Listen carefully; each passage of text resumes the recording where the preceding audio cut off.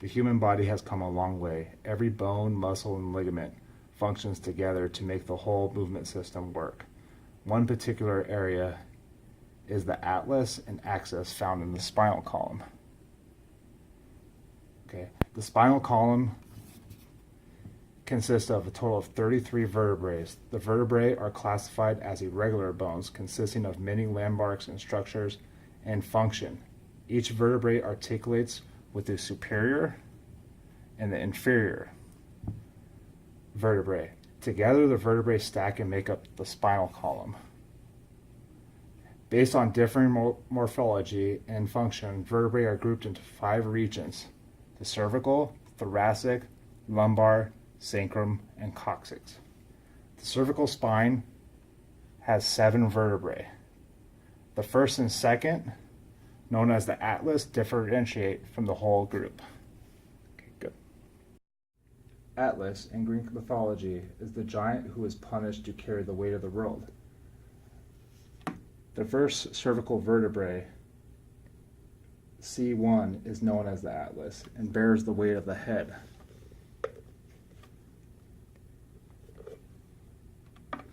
Unlike other vertebrae, the atlas lacks a few traditional articulations, like the vertebral body, which is a thick oval segment, the bony projections on the posterior end, the spinous process, the lateral end of the vertebrae, the superior and articular processes. Looking at the atlas, the posterior portion forms the vertebral arch. The anterior portion forms the anterior arch. Within the arches are the pedicles and the lamina. The anterior portion and posterior portion form the large canal called the vertebral foramen and the lateral masses. The superior lateral masses are solid and thick, providing support and articulations with the occipital condyles of the skull.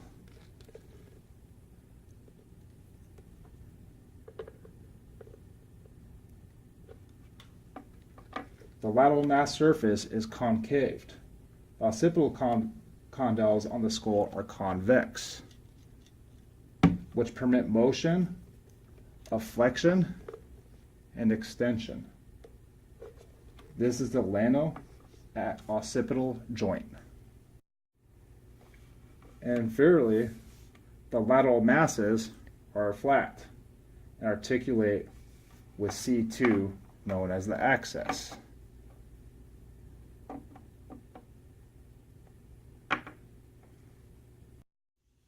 Looking laterally on the atlas, the posterior and the anterior arches form the transverse processes. At the ends of the transverse processes are the anterior trabeculum and the posterior trabeculum. In the middle of the transverse processes, there is a gap, the transverse foramen. This space makes way for the vertebral artery. The vertebral artery ascends through the transverse foramen, across the sulcus, entering into the vertebral foramen, and ascends up the skull through the magnus foramen.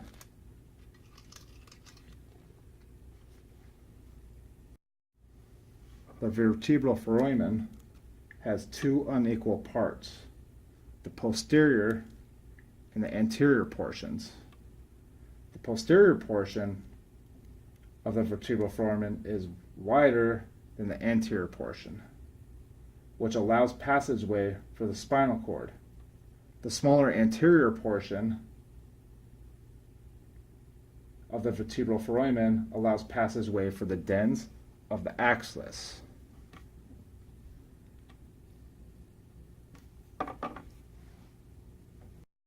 The axis is the second cervical vertebrae, C2. Posteriorly, the projection from the posterior arch is a spinous process. The spinous process, there are 2 notches known as bifid. Together, the spinous process is referred to as the bifid spinous process. Like the atlas, the axis has a vertebral body. Let's go ahead and stop there. The axis is the second cervical vertebrae, C2. Posteriorly, the projection from the posterior arch is the spinous process. On the spinous process, there are two notches known as bifid. Together, this process is referred to as the bifid process. Like the atlas, the axis lacks a vertebral body. The large oval segment found on most vertebrae that provides a base of support. There are two structures that form the base of the axis: the anterior arch and the posterior arches. The posterior portion is formed by plates called lamina. The lamina form the posterior walls, which articulates with the stubs of the anterior arch, known as the pedicles.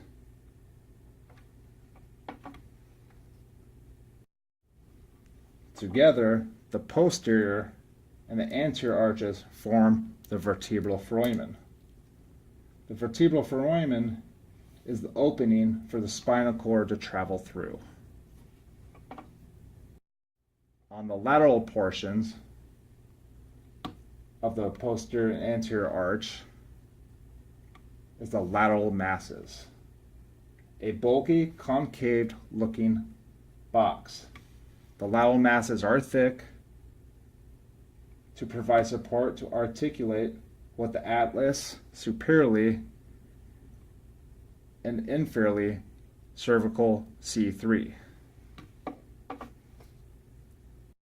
The articulations of the atlas and axis form the atlantoaxial joint, which provides movement for the skull in the transverse plane. Due to the rotation of the atlantoaxial joint, needs high amount of stability to avoid any translational movement. If the transverse movement transitioned into the sagittal plane, the dens would impact trauma to the spinal cord. To prevent this, stability is found via transverse ligament, which attaches to the tubercles of the lateral masses of the axis. The transverse ligament essentially encases the dens within the axis.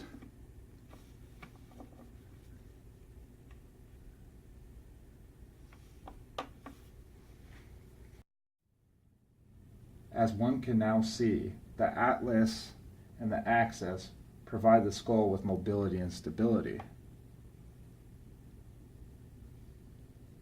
The atlas has a design to function on the sagittal plane by flexion and extension. Okay.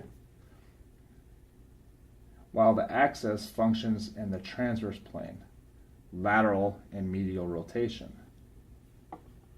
When the motions are combined with the axis and the atlas, they provide a wide range of movement for the skull. The head can now use these movements to enhance the sensory system. The auditory system can adjust angles of the ears to increase auditory input. And the visual system increases its target objects with an increased range of motion for viewing.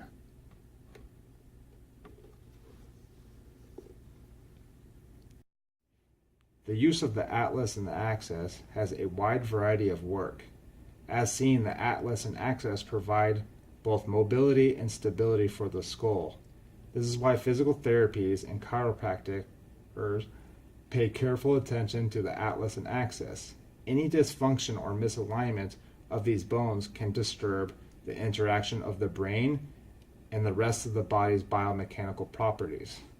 A misalignment of the atlas or axis, the kinetic chain, would have to compensate around the joint to make up for any deficit in movement that the axis and the atlas provide. With the demand of the atlas and axis as a weight-bearing and movable joint, careful attention should be warranted towards the atlas and the axis. This is a production for Saddleback Bio 11. Thank you.